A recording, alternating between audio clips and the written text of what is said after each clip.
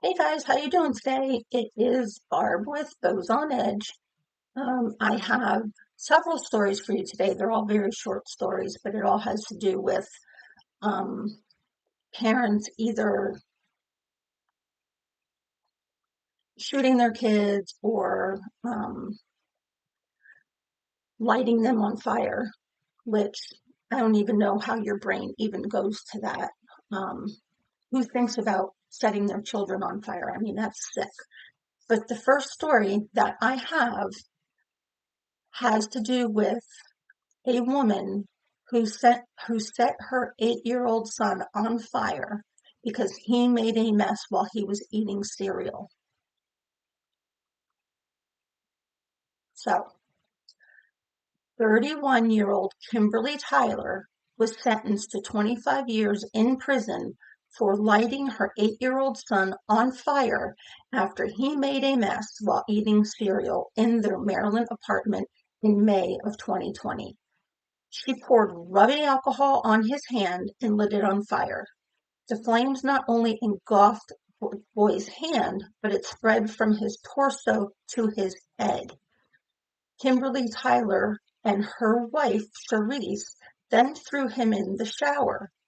When a family member criticized Tyler's actions, she played the victim and wondered aloud why people were worried about the boy and not her, saying nobody gives a F about me. Well, a jury convicted her of her actions in December 2023 of first-degree child abuse and conspiracy to commit neglect of a minor. Now, first-degree child abuse is when it involves serious mental harm, including keeping a child isolated and severe physical and/or sexual abuse. A judge sentenced her to 25 years in prison, followed by 5 years of probation. The state's attorney stated that this was among the worst he had seen when it comes to child abuse cases. The level of harm caused by someone in the ultimate position of trust, which is the child's mother, is unfathomable. Our hearts are with the young victim and those now entrusted with his care. The boy suffered third-degree burns on his arms and chest and neck, along with first-degree, second-degree burns to his face and upper body. In all, 25% of his body had burns. First-degree burns, also known as a superficial burn, is a minor burn that affects only the top layer of the skin. It can appear as mild sunburn with the burned skin appearing red, dry, painful, and slightly swollen. Now, a second-degree burn, also known as a partial thickness burn, is a mild to moderate burn that damages the outer and middle layers of the skin. Blisters may develop and pain can be severe. Third-degree burns destroy the epidermis and dermis. Third degree may also change the underlying bones, muscles, and tendons. The burn site appears white or charred. There is no sensation in the area since the nerve endings are destroyed. Instead of calling 911 or going to the hospital, Kimberly Tyler and Lisa Jones came to her home. Kimberly and her father went to the store to get bandages, gauze, and burn cream. They decided the boy would stay at Kimberly Tyler's home for the next 2 weeks. Kimberly Tyler ignored her father's pleas that the boy receive medical attention. During that time, she lived her life as if nothing was wrong. She would have people over at her house and would be smoking and drinking. The defendant wanted the victim out of sight and out of mind. When people would inquire where the boy was, she would simply tell them that he was visiting his grandparents. During the 2 weeks the boy was at Kimberly and Lisa's apartment, the boy's mother went to visit him one time. Eventually, Kimber Tyler took his grandson to the Children's National Medical Center. By then, the boy was screaming in pain. His wounds had been infected and pus was dripping from them. That's so gross.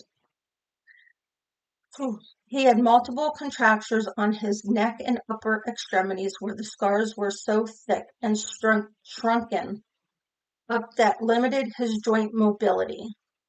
A contracture is a tightening or shortening of muscles, tendons, skin, and other tissues that can cause joints to become stiff and limited movement.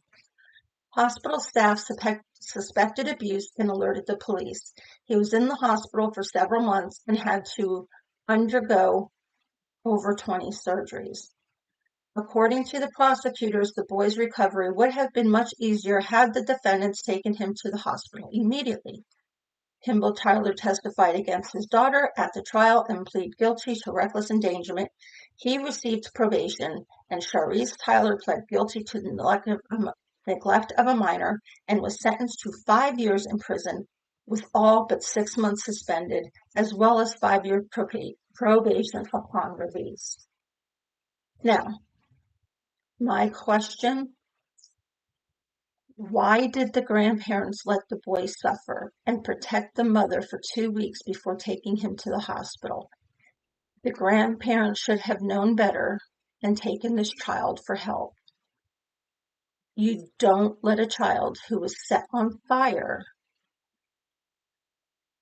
continue to ravish his body in pain. You take him to the emergency room where professionals can take care of those burns. And as far as his mother, what's your thought of her getting more than 25 years? Should she have? Or is that an okay sentence? Because I think it's disgusting. She intentionally did what she did.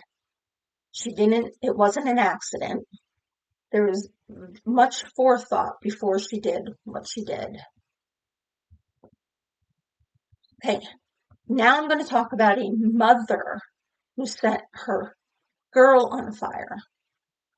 So the girl was found badly burned and shot multiple times in the chest and face, clinging to life after a car crash. Her mother and mom's boyfriend, whose home smelled of decomposing flesh, were arrested as the horrifying case unfolded.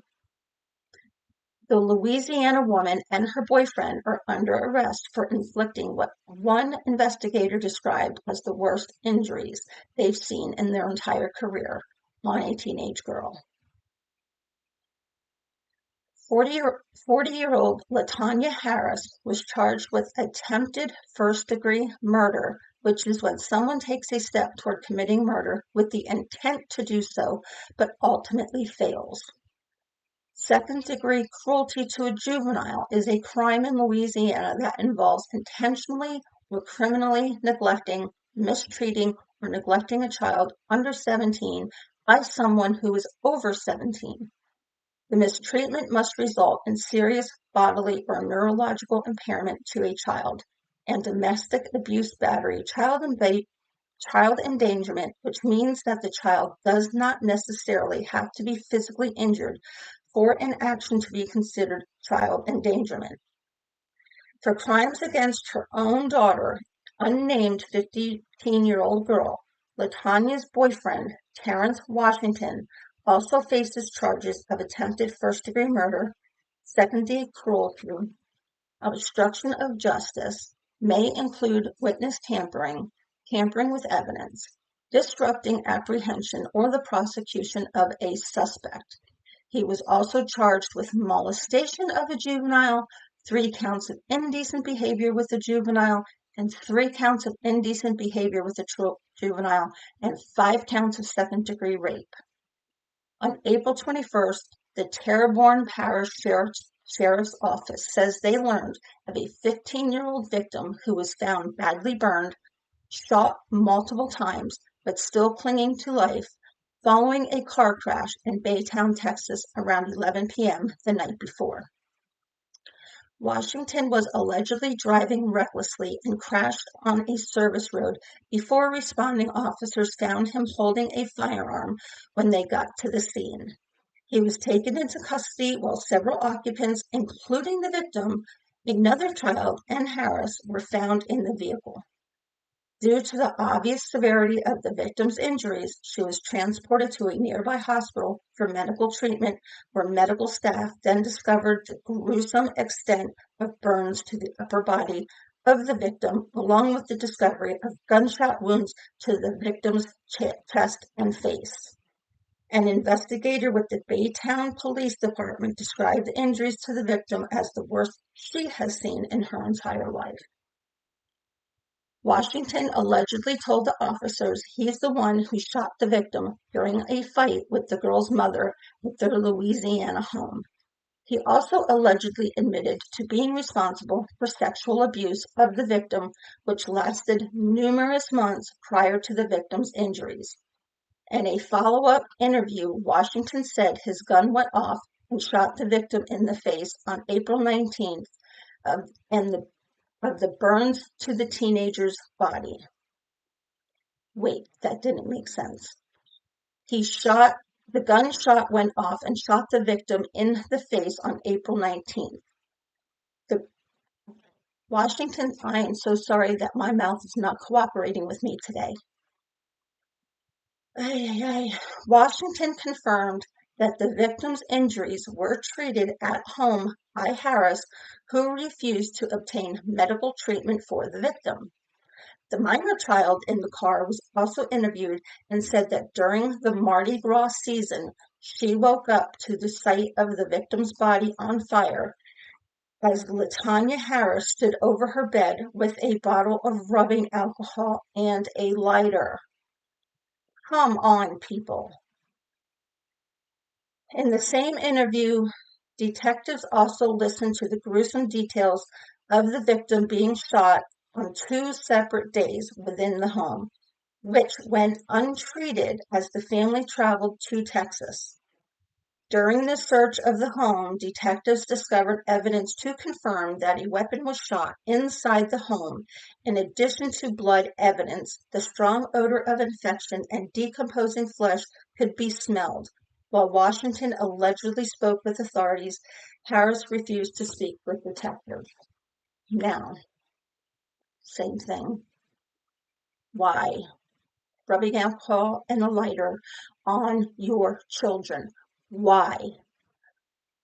How do you get that much hate within you that you wanted to do that to anybody, including your own child? People, we got to get a grip. This is just freaking ridiculous. Ridiculous.